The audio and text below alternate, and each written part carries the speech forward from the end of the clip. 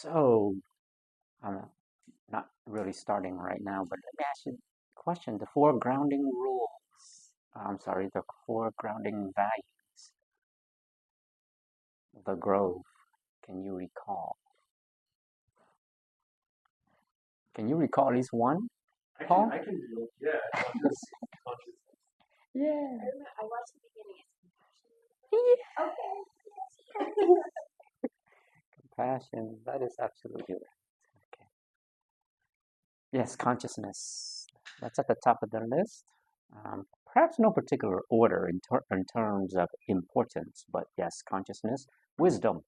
Wisdom we kind of touched on. It's an odd kind of trait or skill, however you want to think about it, to try to attain.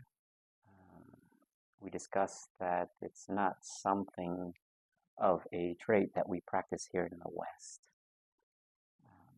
Not many people say, today I will practice wisdom, right? So there's compassion, yes, and then probably, arguably, one of the more important traits that a person can attain, any person can attain, and that's humility. We need a whole lot of that nowadays. Not just nowadays, yesterday and forever tomorrow. We need a whole lot of that. Now, I noticed something last week. I went over 6 secondary traits expected in the sense that we expect the CC to have or to contain. And I missed one as I was looking back at the video that we recorded, and that was equanimity. I don't think I discussed equanimity. Okay, so we have 4 primary traits, the 4 I just mentioned to you, the 4 grounding values that support, that is set as the foundation for the growth. And then there's 6 others we talked about last week, and one I missed, and I thought I covered it, but looking back at the video again. Equanimity. What do you suppose equanimity means? What is equanimity? Well, the first time I heard the word, it was actually at a retreat. That was 30 years ago. So that was, yeah, 30 years ago. And the teacher was an Indian teacher from India. He would talk about being equanimous. And I had not heard that concept before. After the retreat, I went home, and lo and behold, it's just everywhere in the context of spiritual practice. It doesn't have to be spiritual; it can be individual practice. But equanimity is calm. It is a specific type of calm, a calm that is present in the state of chaos. So not just in the state of calm, where you may be isolated or confined in the privacy of your room. It's easy to find calm when you're in your room by yourself. But equanimity is a form of calm that one would find in the presence of chaos. It is what I refer to as ultimately, is what I refer to as inner peace personified. It is one of the greatest indicator of inner peace. Your ability to sustain, maintain calm amidst the chaos. That means, I'll give you an example. When I was 17, that was 5 years ago, 45 years ago, I went to a Aerosmith concert. Have you ever heard of Aerosmith? Yeah? Maybe the equivalent to Taylor Swift? No, nothing, not in the same genre, no. But I remember being in the middle of the concert. Of course, people jumping around, right? Singing to their lyrics and so on. But I remember the challenges I had. Back then, 17 years old, you're still learning the way of life. Right? You're trying to understand yourself in relation to life. But I remember being still in my mind, at least. I remember just observing, looking around, making sense of things the best that I could at the time. But anyway, when we will encounter challenges in the school, they range from the age of 5 to 18, and some may even range in the 20s, 30s, and 40s. So we all will encounter challenges in this school. But what we do is we work our best. And when I say that, I mean we engage in the practice of equanimity, peace amidst the chaos, right? So cultivating a positive and supportive environment involves the practice of maintaining calm. There's no way around this, okay? This implies that during those moments that test our patience, a balanced state of mind is necessary to maintain a balanced state of heart, and vice versa. Sometimes when the mind is agitated, I go to my heart. That's more of an Eastern practice. What that implies is the mind is busy. 80,000 thoughts on average, right? The average person, 80,000 thoughts, average number of thoughts a day. So that's a busy mind. And sometimes I have to remind myself, then I revert back to my heart, my thinking heart. So, by the way, if you ever have heard an Eastern monk speak and they refer to the mind, where do they point to? Yeah, I've seen several in my life speak, and they will often say, think. So here we say think, right? In Asia, they say think. Think. I had a teacher once said, a Zen teacher, think, Khan, think. So thinking with the heart means two parts to me. One, with equanimity. Two, with compassion. Okay, and we discussed compassion a couple of weeks ago, right? The importance of the practice of compassion. There are two versions, just to remind you both, right? There is compassion directed towards others, and then hear that? The silence. 3 years old, it knows. Compassion directed towards self. Those two versions. Right? So compassion directed towards self is loving kindness. Okay, so getting back to equanimity, comprises of having an impartial attitude towards all experience, positive and negative ones. To make it fair, even neutral experiences. Weird though, neutral by definition is equanimity. It's neither here nor there. It's neutral, right? But through the eyes of the conscious, we see life through that lens, perspective, and everything that we see within the purview or through the lens of consciousness is captured, good, bad, or neutral, being aware. All right, I did my duty. Now we can continue for the real. Oh, you recall what simplicity? Simplicity was one of the 10 commandments, traits or characteristics or skill. I refer to as skill, by the way. Every one of this is a practice. That's why I refer to as a skill and ability. simplicity is a practice. We don't think of it in that way here, right? But why would simplicity be a reality? Why would it be a good practice to have? You recall? I remember you talking about how we can oversimplify um, with our assumptions and conclusions that we can draw to. Um, and of course, by doing so, making things harder for ourselves, so to speak. So I think the trick there, or so that's the importance of being in the present moment and noticing our assumptions and thoughts and conclusions, Mm.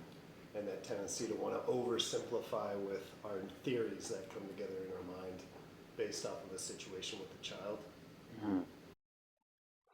I've had people in my office who say, Dr. Tran, I'm one of those people who think too much.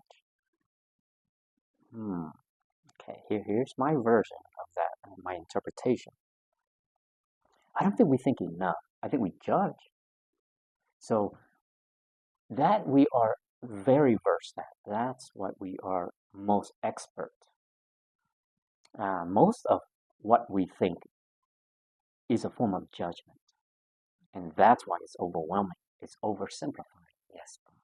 So oversimplification is complex in the sense that it leads to a whole heck of a lot of judgment. Right? So that's why the practice of simplicity is key to the practice of presence. Keep it simple. Right? There's no need to overthink in the sense that you're oversimplifying things. An example. Weather is just weather. Now, if weather's hot, it's going to create all kinds of feelings and thoughts for you. Huh? Probably negative feelings and thoughts.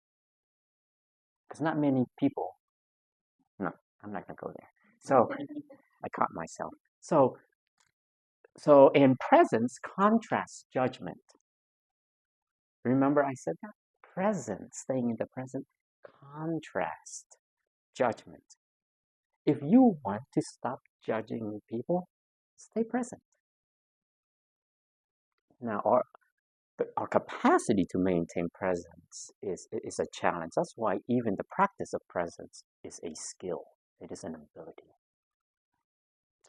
The average person can maintain presence for about 3 to 4 seconds, and that's a master. Yeah. Now, the reason why it's difficult to maintain presence is because we have thoughts, right? An influx of thoughts, one after the other, 80,000 of them on average, right? One after the other, okay? But that's okay. That's the nature of the mind, by the way. When we are present, we're not trying to stop the thought. We're being present of our thoughts or thinking. Try to stop your mind from thinking for one day. You know what? For 1 minute. You know what? For 10 seconds. So it's hard to do that. It's difficult. So in the space here, that bell that goes off every 11 minutes we're going to have that will resonate throughout this building is just to remind us that we have thoughts, not to stop thinking. Okay? We have thoughts. The moment that you are aware that you have thoughts is when you stop thinking. So you're not intentionally or you're not forcefully trying to stop thinking. You don't need to. All you do is stay present, and then it will alleviate. Not dissipate. Alleviate, right? Okay. All right.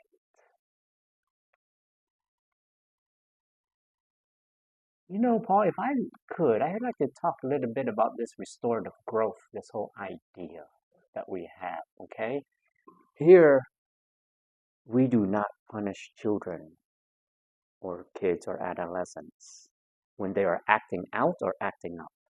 We reward them. You remember that? When kids are acting up, acting out, we will reward with our attention. With our attention. Because if they are acting up or acting out, they are needing our attention.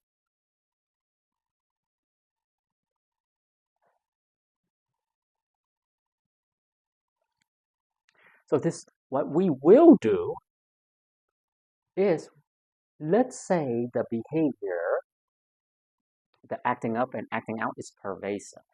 We will come together, whatever that will mean, we can decide that later, and provide what's called restorative growth. To me, it is essentially education based on consciousness. So, meeting with a child who is having difficulty regulating emotionally, mentally, behaviorally, we meet with a child in an attempt to educate them, but we do so through the lens of consciousness. So I'm going to provide you an example of how to do that. Okay, so one of the things I talk about in terms of intervention is referred to as providing positive feedback. Now, it may not be what you think. Okay, this is more of through you providing feedback through the lens of consciousness. So I'm not saying if a child's acting out or acting up, we're going to say, let's do better, or there are better approaches to responding or reacting, or providing feedback like, if you keep acting this way, it's going to be difficult to make friends. That's not what I mean by that, okay? We are not an institution that punishes the child. To help improve the child's behavior, we increase our efforts. It is put on the adult to set to set a situation where the child can succeed. It is not put on the child to change. It's not our job to fix. The child will fix themselves. They just need the right kind of support or the right kind of environment. That's where we come in. So we increase our efforts.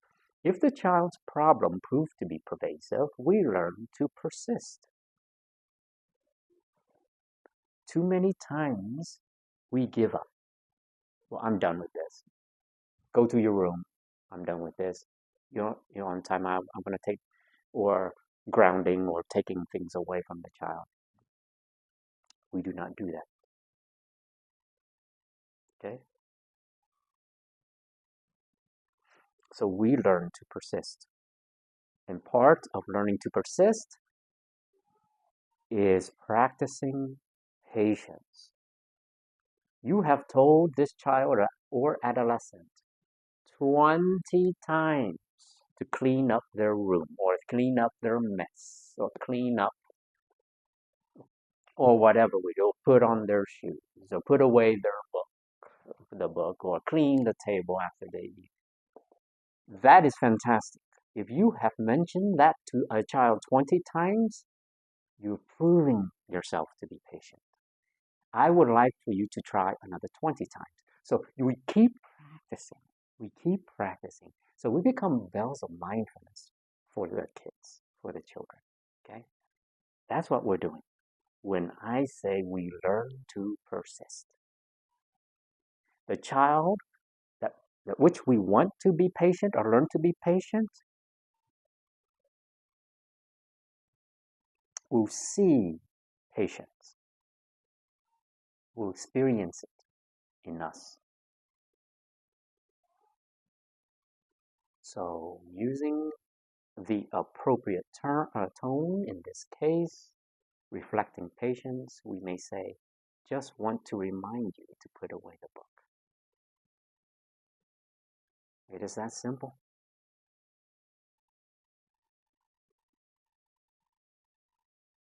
During restorative growth, we may process the child's so-called problems, but because we hold growth mindset, we the adults ourselves hold growth mindset, problems are opportunities to create reason.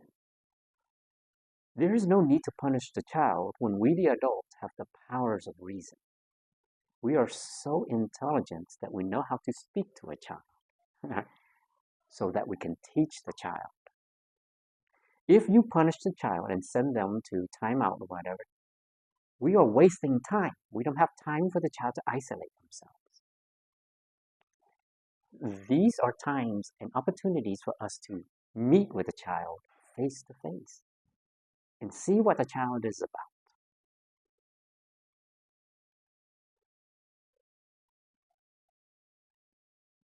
It happens often. Parents come to me, what sort of discipline should I use with my child? And if you've ever worked with me with your children, you won't ever hear me talking about discipline with a child. However, Dakota, you know where I'm going with this. Okay, thank you. I've said it many times. The best type of discipline for a child is a disciplined parent. Okay? All right. Through reasoning, the child develops skills that helps her to relate to her peers and the world around her. Isn't that the idea when we get with the child? Is to instill a sense of consciousness that allows the child to understand that there is a world outside her head. There is a world that exists beyond. And you don't have to tell her that. She wouldn't be able, or he wouldn't be able to make sense of it. He's still a child. However, when you listen to a child with intention, she feels it.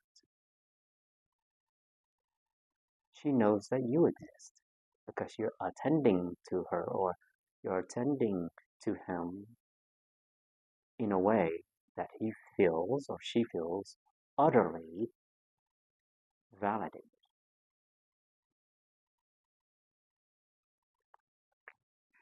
Let's talk about this positive feedback that seems to be so mysterious, the way I speak of it. Now remember, it's not necessarily providing actual feedback in the form of what most of us probably, what we could refer to it as preaching or teaching. Right? So,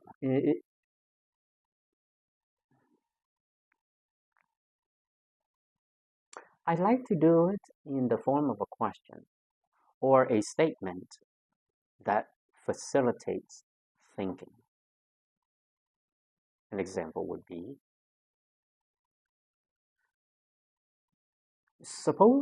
do you suppose there is another way to resolve this problem that results in a positive consequence, where my friend can still feel good about himself?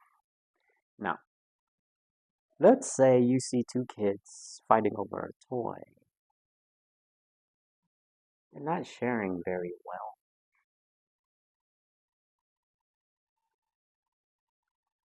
There might be a tendency to witness this conflict, walk over and say, hey, if you guys can't share, I'm going to take away the toy. Isn't that a popular thing to do, right? That's feedback. Okay.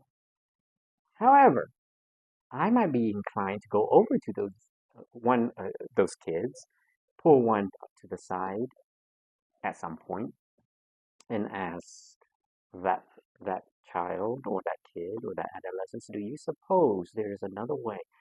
Well, I would probably approach it by saying, hey, there have been times that, well, I have a friend who has a difficult time sharing a particular item with me. I need your help.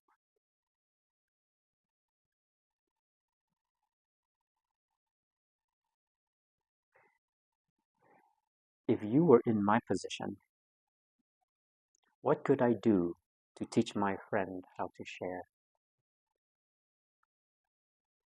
What would you do? Let's say the kid said, I would punch him in the nose. That would teach him a lesson. I was like, "Ee." Because kids learn to relate harshly. It's what they see at home, right? It's what parents teach them. Go to your room right now, mister. You, well, here's a popular saying. I'll give you a reason to cry, or if you continue doing that, then I'll take away your video game, whatever.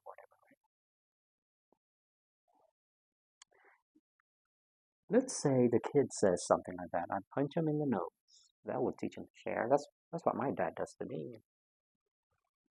I would say, do you suppose there is another way to resolve this problem that results in a positive consequence, where my friend can still feel good about himself? What are some other ways that I can approach this without hurting my friend's feelings? I want to teach him how to share, but I want to do it in a way that's more encouraging, that reflects more supportive. I only ask you this because punishing may work. Punishment do work. They do work, by the way. But my friend may not feel good about himself if I use a harsh tone or if I punch him in the nose. The reason why punishment works and why parents use it is because it is immediate. Fear and scare tactics work, and they work very well. The child will, in most situations, immediately stop the behavior. There is a problem with that, though, and it is a huge problem. Nothing about that approach, first of all, is conscious. Secondly, it is the best way to make your child afraid of you. And look behind the veil of fear. There is no trust. That's the huge problem. Okay?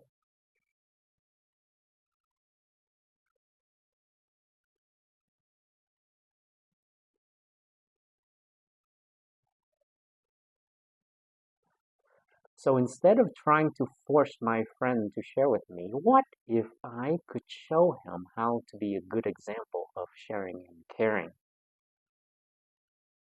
That's what I would say to the kid, the child. What if I could show that friend? What do you think, Junior? And what would that look like if I were to teach him sharing and caring? If I could be the model, the role model?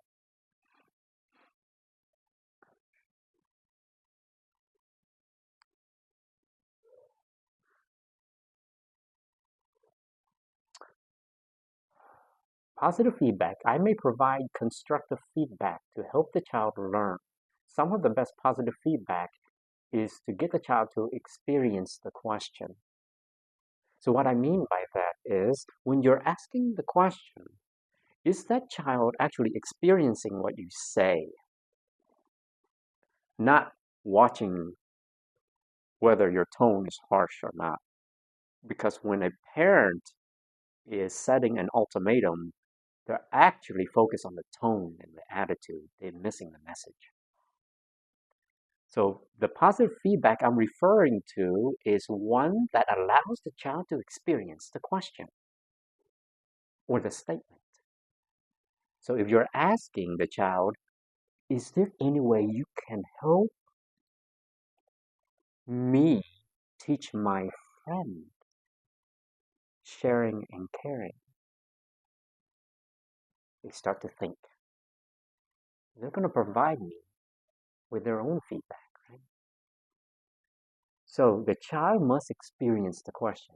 And when they can experience the question,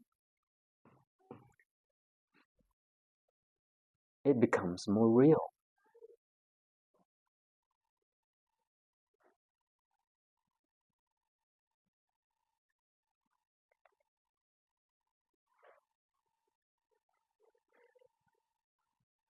To finish off, to conclude, when a child in the space is coming into our life, it is a chance for us to relearn.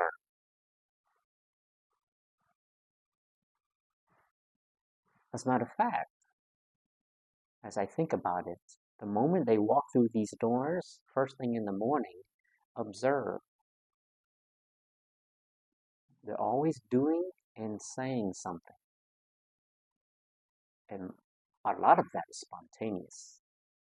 Some may be impulsive. However, it becomes a time for us to relearn. But if we are inclined to teach, do so with a gentle hand that guides. And I heard this the other day. For a rainbow arches over every sacred child. I imagine that, by the way, when I was at the other school. And I'd be in the space as a child walks in. Whether I actually saw the child or heard a child come in, I would imagine a rainbow arching over the child.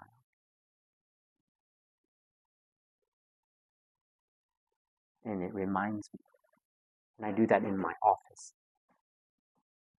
Child who comes into my office, he or she carries a rainbow over his or her head. It's a meditative approach, one that helps me to stay ever so present. And of course, the other side of that perspective is, why would I want to ruin a rainbow? There's nothing there for me to mess up. It's beautiful already. So restorative growth is a time for the conscious collaborators, for us, right? To have an opportunity to meet with a child who may be showing great difficulty managing their behaviors.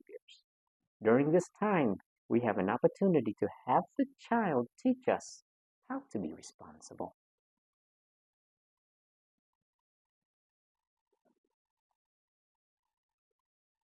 So two kids were having a meeting, let's say, circle up. Two are in the corner talking out loud. I would approach those kids over in the corner and say, hey, can you do me a favor? Can you help me make sure that everyone in here is focused? I need your support. Now, I could say, quiet, or I will really send you both to your individual corners, right? Or whatever I may want to say. But why would I when they could teach me? Right? All right. And finally, this is why this is important. The child is a complex process of humanness. The child is a complex process of humanness, made more so because she is still growing. Think about that for a moment. If that is in fact true, that the child is growing and doing so rapidly, that child you spoke to a moment ago is not the same as the child you spoke to 5 minutes ago. They're changing rapidly. By the age of 6, you recall, by the age of 6, they would have learned already 10,000 vocabulary words. And the average adult has about 16,000 to 17,000. By 6 years old, they would have already learned more than half. And then for the next 70, 80 years of your life, you will only learn 6,000 more. So, let me read that again. Keep this in mind. The child is a complex process of humanness, made more so because she or he is still growing, and made more difficult because she is expected to mature. You don't have to expect her to mature. You don't have to expect him to mature. He will. She will. They will find a way with or without you. Okay? So we don't have to. Part of the restorative growth circle is learning to resolve problems. Learning to resolve problems is a big part of the child's life course, and this is something we are facilitating in the growth. We're not teaching them to punish the world by punishing them. Right? We're not teaching them that. If the child is having difficulty relating to her peers or the CC, we may come to a situation where we meet the child. We may come to a situation where we meet with the child to determine the possibilities. This implies that we are assessing her potential. And based on this, we modify our interaction with the child to accommodate her needs.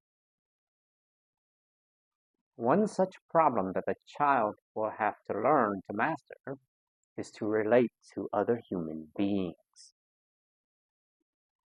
If you could set yourself up to set the child to learn how to relate to the world around them, it will be more powerful than any book we will have in that library. There will be no book in our library would give them the power to understand the world deeper, more vast and more deep.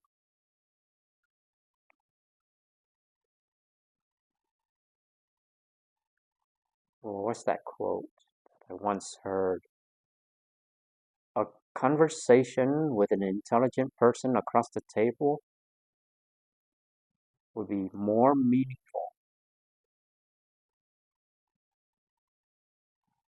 than reading 10,000 books, or a million for that matter. Okay, so here we go.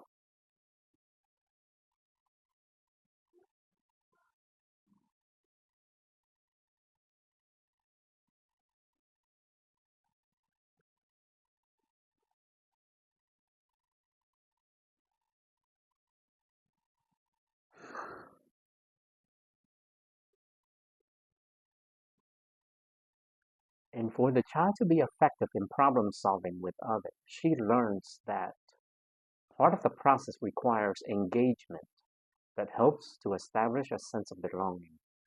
And that's what we're doing, whether it is in the restorative circle or just engaging in general in the common area outside playing.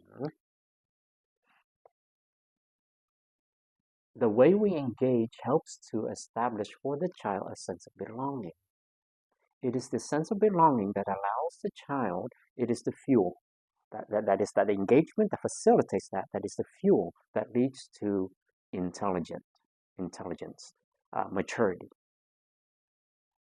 Okay? This means that we are teaching a child how to better understand the importance of working together as a unit. And if we go into it with this mentality, our language and attitude will reflect empathy, understanding, and proper communication.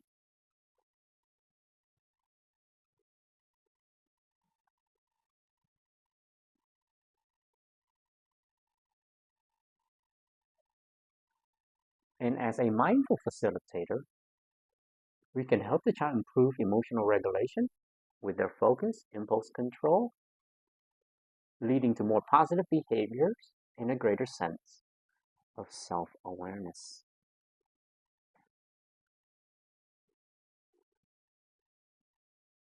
So remember, I'm skipping a lot here, just like full page. This is in a book that I am writing, by the way, for those out there.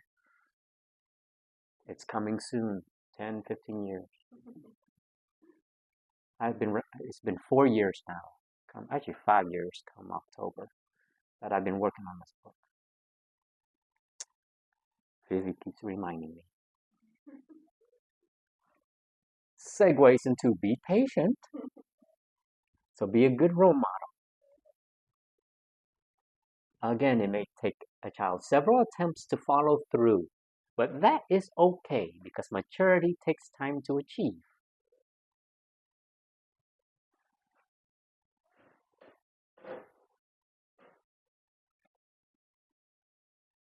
Before beginning any restorative growth circle, begin by asking yourself,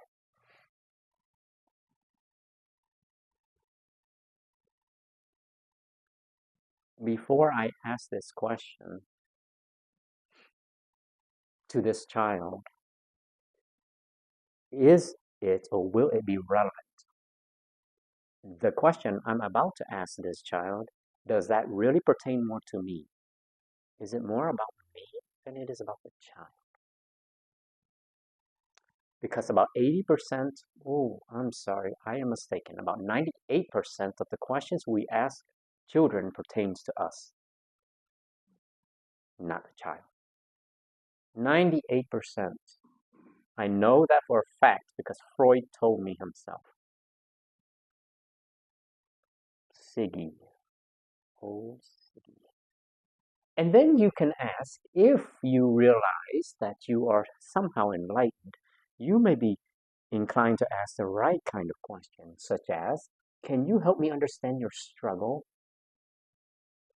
with completing your chore? And how can I help you to be more successful? Would it help you if I could remind you? Or rather, if or should you forget to do your chore, would it help if you come remind me that you have forgotten? Gee, that's a kind of Zen twist to things, right? Yeah, that's right. I said it. Should you forget the next time around, would it help if you can come to me and remind me that you have forgotten? Okay, so respond to the child instead of reacting, right? By pausing and listening in between. It can help the CC, the conscious collaborator, and the child to be more thoughtful. Thoughtfulness is a form of intelligence, not necessarily practice when the mind is disruptive. But when we can be mindful, it leads to thoughtfulness.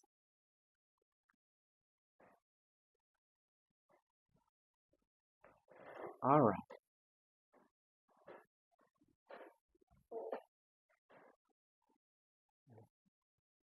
Footprints on the sense of time, right?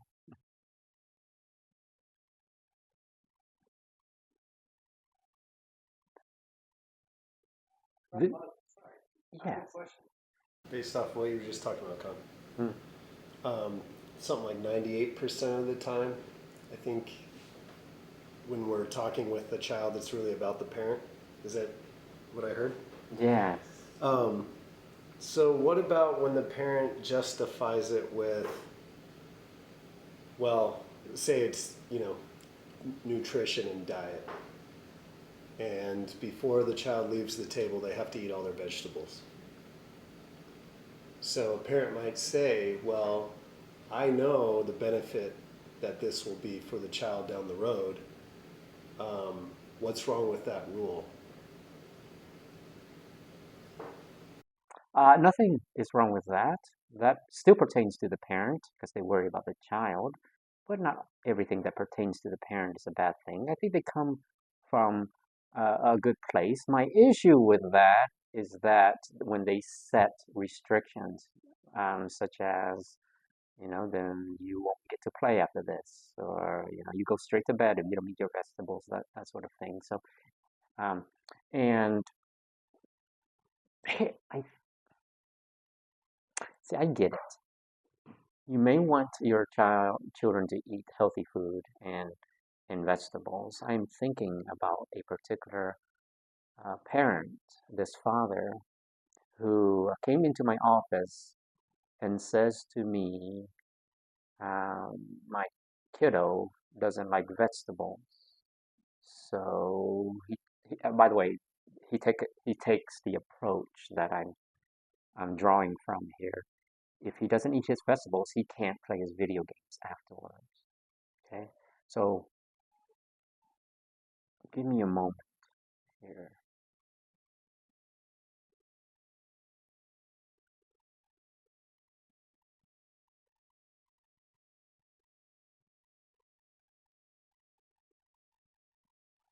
So then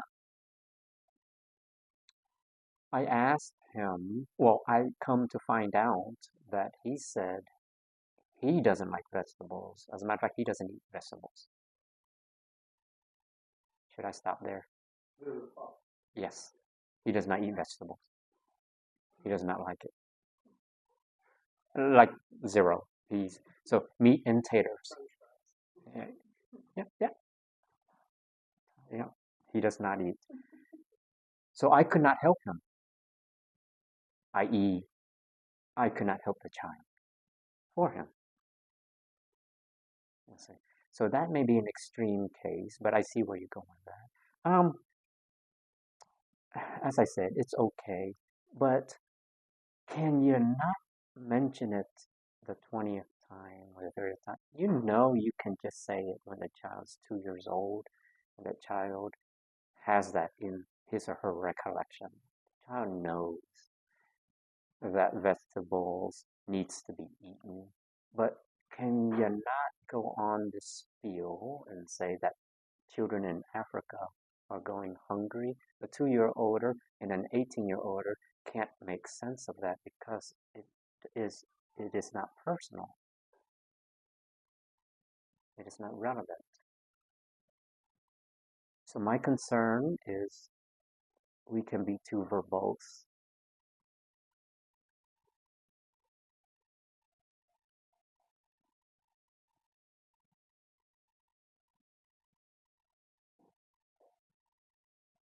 Sometimes, ooh, remember this. If you haven't remembered anything I said the past hour, just remember this one. Oh, sometimes we have to earn our wisdom badge before we can understand what it means to be wise. But we have life on our side to help us. There will be about 15 of them in the form of life that I am referring to that reminds us. That's how we earn our wisdom badge, right? Life has a way of creating problems that results in lessons learned. And what if a child has become a big part of our life? This is where we get to earn our wisdom. The child imparts these lessons learned in the most inopportune time. For instance, I recall when I had to be at work by 8 and my child has yet to put on her shoes by 7:59. Yeah, lesson learned. Yeah.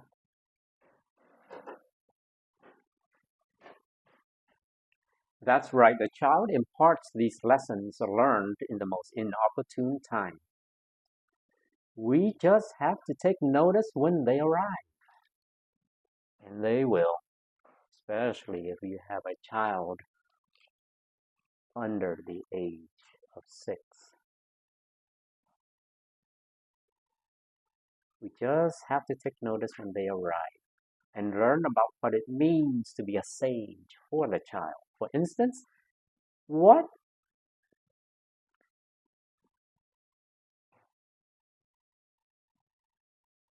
what if to be wise means just simply this? You think it's going to go deep, but it isn't. It is simply this. As a parent, what if to be wise means that it is okay to cut pieces of clothing from your wardrobe? Okay. That's my child, my bad. Did that slip? Or to make a mess of our brand new car, to forget to do chores, to have to be told 100 times to pay attention, to not meet expectations because she is a child, to completely ignore what you say because she is a child. What if during these times it is okay for us to be patient, to be understanding, to show compassion? What if the child just needs for us to believe in her in those moments? The child who's being told 10 times to put on their shoes just wants us to believe in them. Not because they can't put on their shoes, just because they can. Just be a child.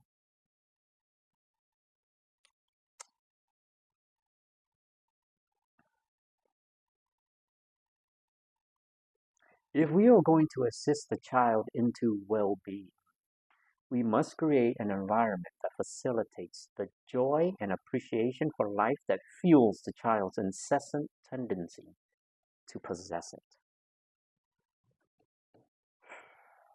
We must create an environment that facilitates the joy and appreciation for life that fuels the child's incessant tendency to possess it. That's a neat thing about the child if you watch them. They take command of life naturally. It's just called living it as it is. That's how they possess it. Not the adult form of possession, which fall in line with controlling.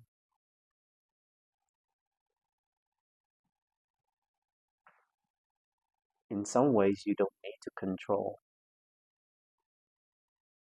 when you already have it possessed naturally.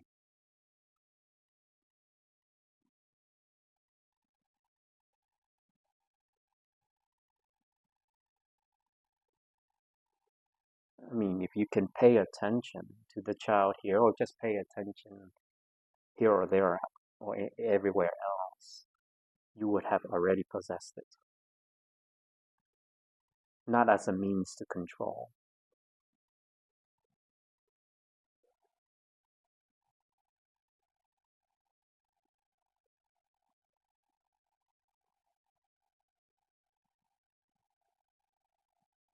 And we're coming to the end here.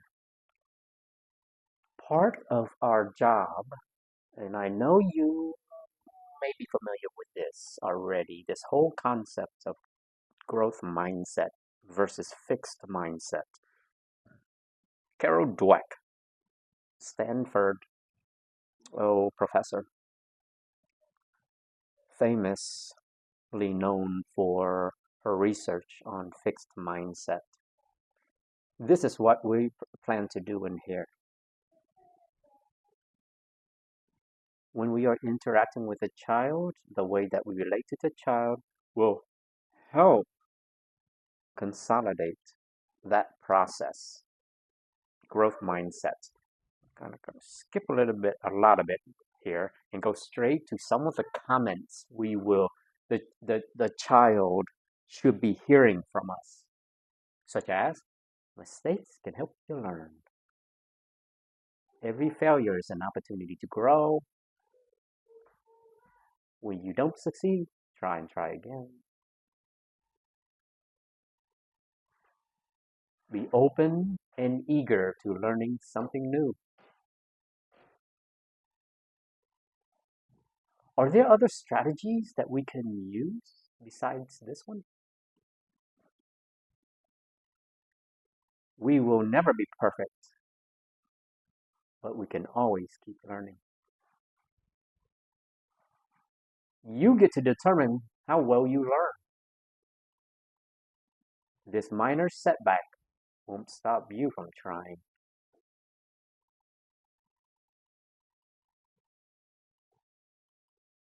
Change may be uncomfortable,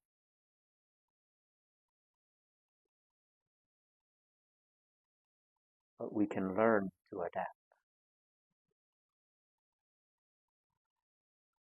Although that may not have worked out this time, but who knows? The next time, it might turn out different. And if it doesn't,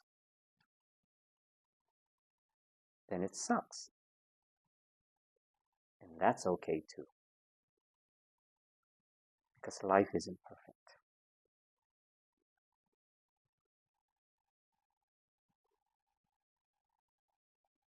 These examples is the narrative that we will be instilling or speaking in this space.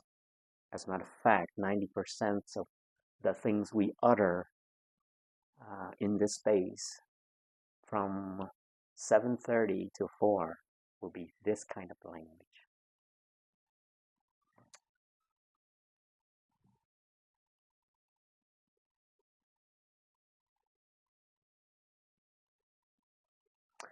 All right, I'm going to. We are at 1 hour. Okay. So did you hear that? That's going to happen a lot. Anytime a child, yes, drops, breaks, destroys, they are all opportunities, right? Mindful. Now, now, I understand that at times, um, there is a place to be loud and a place to be proud, a place to be gentle and quiet, like a library. We have a library. We have a library right here. This is what I do to get a child to whisper. You tell me which one of these approaches are the best, okay? I take one of these approaches. You will never guess. I could approach the child in the library and say, quiet down, simmer down.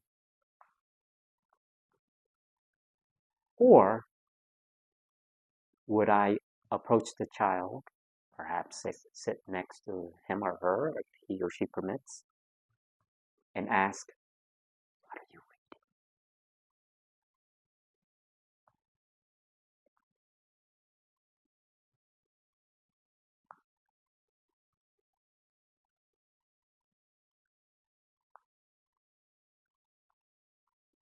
Can you read that to me?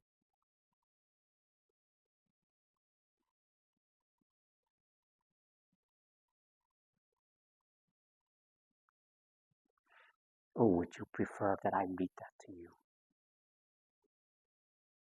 All right, I'll read it to you then. Country and state pins. Yeah, so by example, yes. And we're going to talk about next time the 3 ways to teach a child that is the most effective way where the child will, where it will expedite the child's learning. That does not require you to impose yourself on the child. Okay? Questions or comments before we adjourn?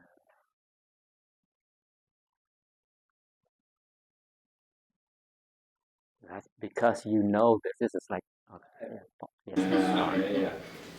I think something that slipped under the radar. Just kind of went, you covered it quickly and you went by, and I kept finding myself coming back to it, is when you had said, to the child, can you remind me?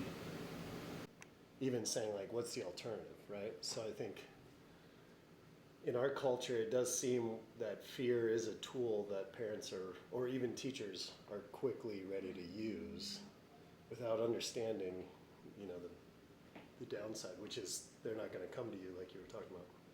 Well, and I have teenagers, and I'm seeing now how important it is for them not to be afraid to tell you things.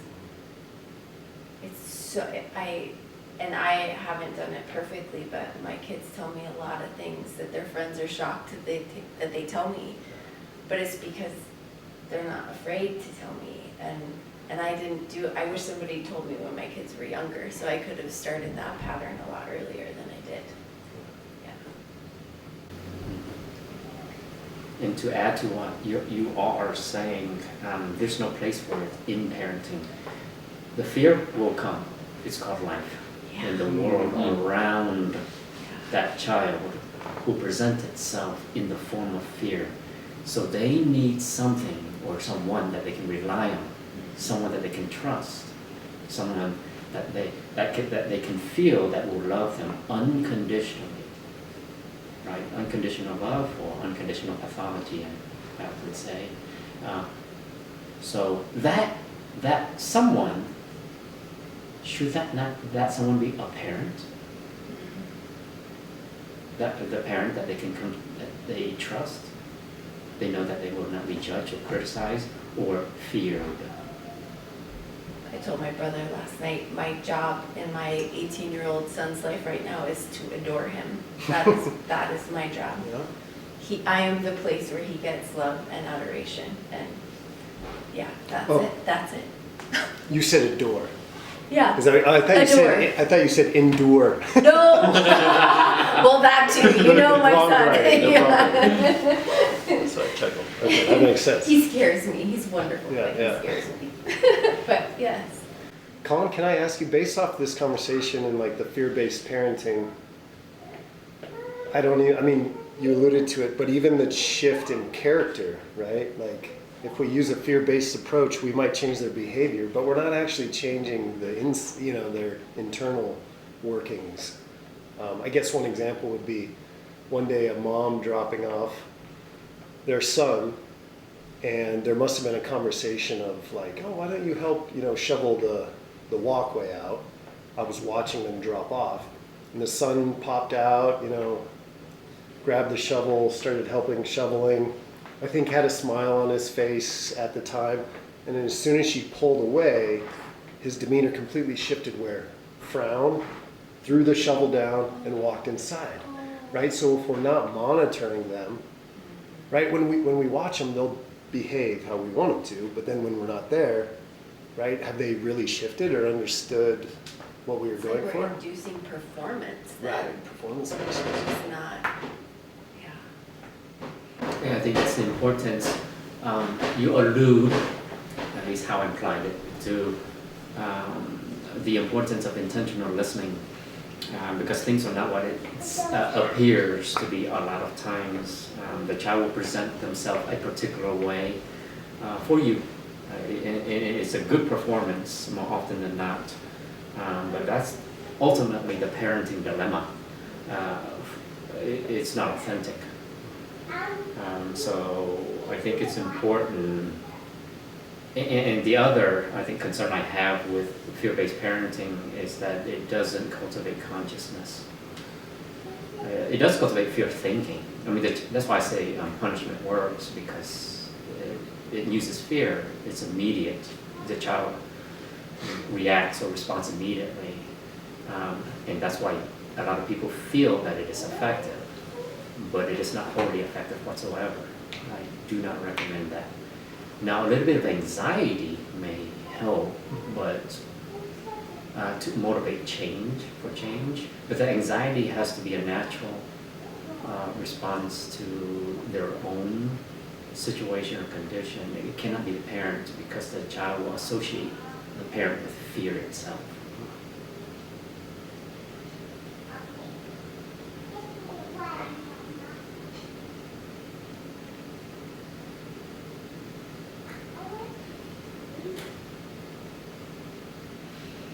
So next time, what we're going to do is talk more about this whole concept of intentional listening.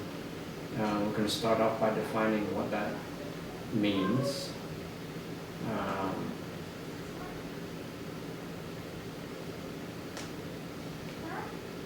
Then we're going to talk about self-forgiveness as a solution for healing. So self-forgiveness is a solution for healing is the title of that particular chapter. In other words, so I'll go in detail and discuss the power of forgiveness, that is forgiving the child for messing up a whole lot. When I say that though, there's a twist, there's a realization, at least a depth of realization that has to do more with self-forgiveness.